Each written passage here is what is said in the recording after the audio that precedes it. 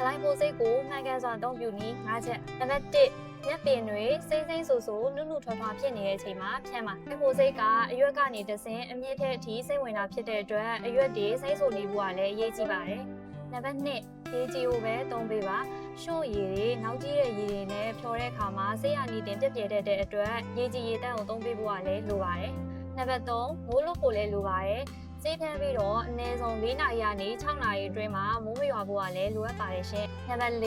တီးနှံမင်းတွေကိုရှောင်ပြီးတော့ဖြန့်မှုကအရေးကြီးဆုံးအချက်ပဲဖြစ်ပါတယ်။ဘာလို့လဲဆိုတော့ဒီဂလိုက်ပိုစိတ်ကအစိမ်းရောင်ရှိတဲ့အပင်မှန်သမျှကိုနှိမ့်နှင်းပေးတာဖြစ်တဲ့အတွက်ကိုယ်စိုက်ထားတဲ့တီးနှံမင်းတွေကိုမထိအောင်အထူးဂရုစိုက်ပြီးတော့ဖြန့်ပေးဖို့လိုပါတယ်။နံပါတ်5ဆေးဖြန်းပြီးတော့တစ်ပတ်ကနေ2ပတ်အတွင်းမြက်တွေအမြင့်အထိခြောက်သွားတဲ့အထိဆောင်းပိုင်းပြီးမှသာထွန်ရက်ပေးပါ။